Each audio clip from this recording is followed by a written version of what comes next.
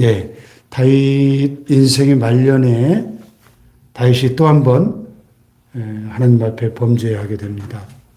여기 1절에 보니까 좀 오해할 만한 소지가 있는 표현인데요. 여호와께서 다시 이스라엘 향하여 진노하사 그들을 치시려고 다윗을 격동시키사 가서 이스라엘과 유다 인구를 조사하라 하신지라 그랬어요.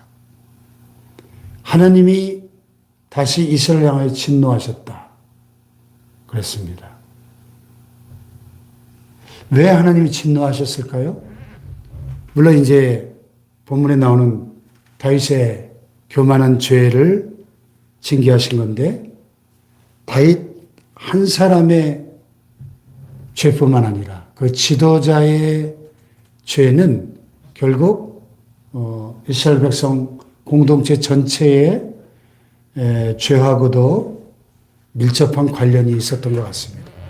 하나님이 다시 이스라엘 향하여 진노하셨다. 뭔가 이스라엘 백성 공동체 안에 하나님이 진노하실 만한 그런 죄악된 모습들이 있었다는 거죠. 예. 여러분, 하나님은 어떤 분이신가요? 하나님은 진노하시는 하나님이십니다. 왜냐하면 우리의 죄로 인해서 진노하시는 의로우신 분이십니다. 의로우신 하나님이시기 때문에 우리의 죄를 그냥 허허하고 마음씨 좋은 이웃집 할아버지처럼 그렇게 지나가실 수 없는 거룩하신 분이시다 하는 것을 성경은 우리에게 끊임없이 반복적으로 보여줍니다. 이스라엘 향하여 진노하셨다. 우리의 죄를 간구하실 수 없는 진노하시는 하나님. 그런데 여기 보면 그들을 치시려고 다윗을 격동시키사 그랬어요. 마치 다윗이 이 범죄한 그 원인이 하나님께 있는 것처럼 그렇게 좀 고개가 갸우뚱해지는 표현인데 이 같은 사건을 기록한 11개 상하인가요? 역대 상하에 보면 사탄이 다윗을 격동시켰다, 충동시켰다 이런 표현이 또 나옵니다. 그러니까 결국은 사탄이 다윗의 그 교만한 마음을 틈타서 이스라엘의 인구를 조사하고 싶은 마음을 불어넣었다는 거죠. 그래서 사탄은 언제나 우리의 그 연약한 틈을 노리고 있습니다. 그래서 우리가 방심했을 때 우리가 우리 안에 있는 연약함으로 인해서 우리의 마음이 높아지고 어떤 틈을 볼 때 아주 정확하게 사탄은 그 틈을 통해서 우리를 공격한다는 것을 이 다윗의 사건에서도 봅니다. 그래서 다윗이 그의 통치 말년에 이제 나라가 태평성대를 누리고 모든 적들이 굴복하고 이제 나라 안에 아무 문제가 없고 평안해지니까 그의 마음속에 이 부강한 이스라엘의 역사상 최고의 황금기니까 얼마나 나라가 부강하고 번성하는 그런 시기였겠습니까? 그의 마음속에 우리 이 이스라엘 이 백성의 인구가 도대체 얼마나 되는 거야? 한번 쉬어봐야 되겠다. 이 고대 사회에서 왕들이 인구를 조사하는 목적은 두 가지죠. 하나는 세금을 더 많이 걷어들이기 위해서. 인두세, 사람 머리 숫자에 따라 세금을 부과했잖아요. 그러니까 인구 숫자가 정확히 나와야 세금을 부과할 거 아니겠어요? 두 번째는 군대를 모집하기 위해서. 뭐 예나 지금이나 한 나라의 국력은 군사력이잖아요. 그러니까 인구 숫자를 정확하게 파악해야 또 군사들을 또 징병할 수 있고 군사의 그 숫자가 그 나라의 국력이니까 전쟁에 나갈 수 있는 젊은 장정들이 몇 명이나 되나 그 인구를 조사하라고 시킨 거죠. 자, 그런데 왜 이게 하나님이 진노하실 수밖에 없는 죄인가요? 인구조사 필요하지 않나요?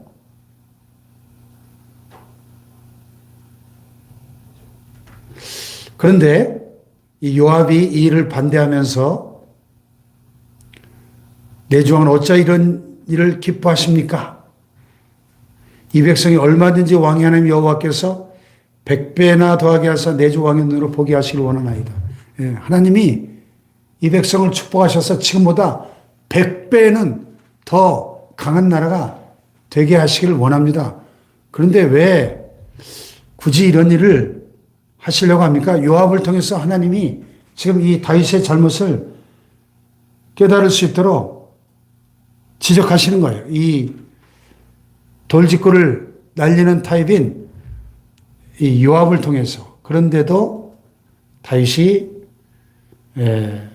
고집을 하니까 결국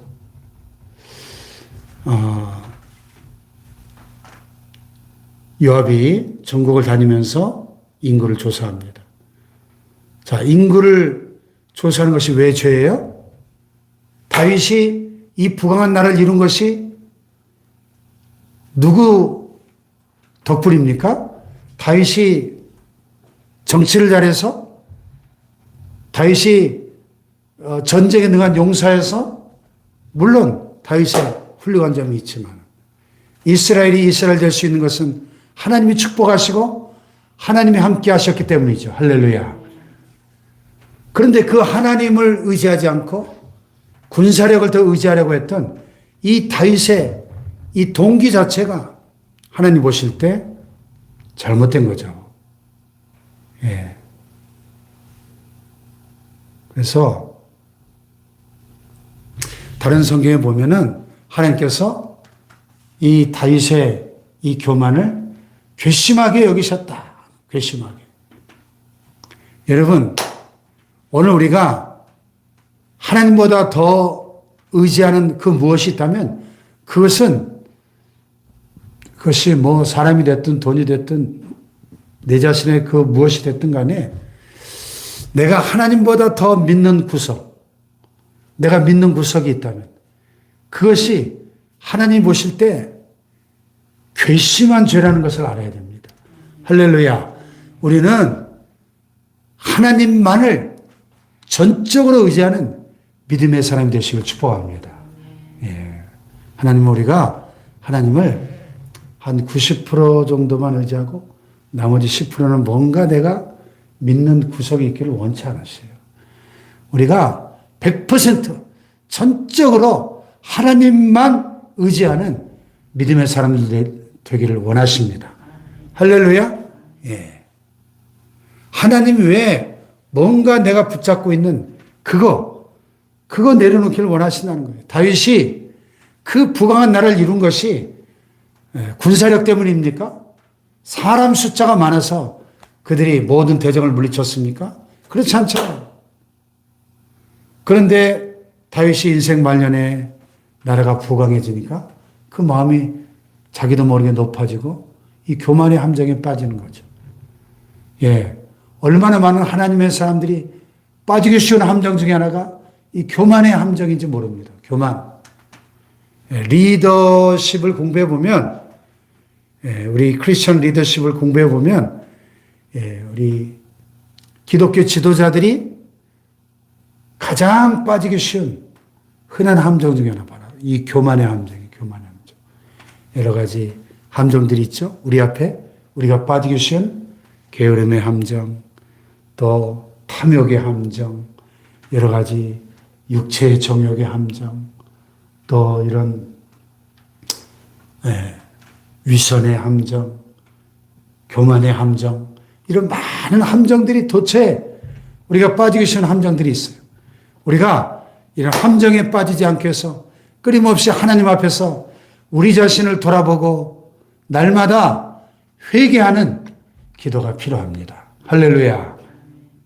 다윗이 그 위대한 믿음의 사람 다윗도 인생의 말년에 그가 방심하니까 교만의 영이 틈타서 사탄이 그를 충동시켜서 결국 그 죄의 값으로 그가 뒤늦게 깨닫고 10절에 보면 그가 회개하죠. 다윗이 백성을 조사하는 다음에 그의 마음에 자책하고 회개합니다. 주님, 내가 이 일을 행함으로 큰 죄를 범하였군요. 이게 하나님이 기뻐하시지 않는 교만한 죄군요. 하나님 간구하오니 종의 죄를 사하여 주옵소서. 내가 심히 미련하게 행하였나이다. 자, 다윗이 참 우리가 본받아야 할 점은 이렇게 하나님이 진노하시는 죄를 범했지만은 자신의 잘못을 깨달을 때 철저하게 깊이 회개하는 이런 모습이 하나님을 기쁘시게 했습니다. 할렐루야. 회개. 그래서 거듭난 성도는 받은 은혜에 대한 감사와 자기 잘못에 대한 부끄러움에 민감해야 합니다. 오늘 생명사함 해설해 보니까 다윗은 인구조사 후에 자기 잘못을 깨닫고 하나님 앞에 자기 죄를 깊이 반성하면서 회개했다는 것입니다. 우리는 하나님 앞에 이 디모데후서 1장 3절에 나오는 청결한 양심을 가지고 살아요. 청결한 양심, 깨끗한 양심. 우리의 양심이 더러워지지 않도록 우리의 양심이 민감하게 성령의 감동하심에 반응할 수 있도록 양심이 깨끗해야 돼요. 깨끗한 양심이 있어야 성령의 음성을 듣고 우리의 잘못을 깨닫고 다윗처럼 회개할 수 있는 것이죠. 할렐루야. 자, 다윗이 회개하니까 하나님이 선지자 갓을 보내서 그에게 세 가지 옵션을 주시며 선택하라고 했습니다. 세 가지 옵션. 자, 회개했으니까 하나님 용서하셨겠죠. 그 죄를 용서하셨지만은 그 죄에 대한 징계는 남아있는 거예요. 자, 첫째는 뭡니까? 왕의 땅에 7년 기근이 있을 것입니까? 두 번째, 왕의 원수에게 쫓겨 석 달 동안 도망 다니실 겁니까? 셋째, 왕의 땅에 사흘 동안 전염병이 있을 것입니까? 자, 여러분, 1번, 2번, 3번, 몇 번을 선택하시겠습니까? 자, 7년 기근? 야, 너무 기네요. 7년 기근. 예? 3년 기근도 끔찍한데, 7년 기근. 두 번째는 뭐예요? 왕의 원수에게 쫓겨 석 달 동안 도망 다니실 겁니까? 아니, 압살롬에게 쫓겨가지고 그 야반도주 할 때 얼마나 다윗이 고생했어요. 그 겪어봐서 그게 얼마나 힘든 일인가를 잘 알고 있지 않습니까? 그런데 석 달이나 도망을 다녀야 된다니. 1번도 no, 2번도 no, 3번을 보니까 사흘 동안 전염병이 있을 겁니다. 예, 어느 하나 쉬운 옵션이 아니네요. 그래도 사흘 동안 전염병이 그나마 괜찮아 보였어요. 그래서 다윗이 내가 고통적이 있도다. 여호와께서는 긍휼히 크신 우리가 여호와의 손에 빠지고 내가 사람의 손에 빠지지 아니하기를 원하노라. 몇 번을 선택한 거예요? 3번을 선택한 거죠. 전염병을. 그래서 이제 내일 본문에 나옵니다만 전염병으로 단에서부터 브에세바까지 이스라엘 전역에 7만 명의 백성이 죽임을 당합니다. 3일 만에 7만 명. 엄청난 숫자죠. 여러분, 그러나 우리는 오늘 이 사건을 통해서 하나님의 진노하시는 사랑을 발견하게 됩니다. 왜? 그대로 방치한다면 이스라엘은 결국 다윗의 그 교만한 죄와 함께 나라 전체가 망할 테니까. 교만은 패망의 선봉이요. 넘어짐의 앞잡이라고 했기 때문에 여러분, 우리의 잘못에 대해서 징계하시는 이 하나님의 사랑을 우리는 잊지 말아야 합니다. 할렐루야. 다윗의 잘못을 깨닫게 하시고 회개케 하시고 그래서 그 잘못된 길에서 돌아서게 하시는 하나님의 그 징계하시는 사랑이 있었기 때문에 다윗이 다윗 될 수 있었음을 깨닫고 오늘도 우리가 하나님 앞에 참 다윗도 이렇게 또 범죄했다면 우리도 얼마든지 또 넘어지고 범죄할 가능성이 있는 연약한 죄인들인 것이죠. 나의 연약함을 깨닫고 범죄할 때마다 하나님 앞에 내가 주께로 지금 가오니 십자가의 보혈로 날 씻어주소서 회개할 수 있는 저와 여러분들 되시기를 축복합니다. 기도하십시다. 하나님, 다윗이 하나님보다 군사력을 의지하고 사람의 머리 숫자를 의지하는 잘못된 교만의 죄를 범했습니다. 우리도 다 언제든지 이런 함정에 빠질 수 있는 연약한 죄인들임을 깨닫습니다. 우리의 연약함을 불쌍히 여기시고 범죄할 때마다 하나님 앞에 즉각적으로 우리의 잘못을 깨닫고 회개할 수 있는 회개의 사람들 되게 하여 주옵소서. 주여 삼창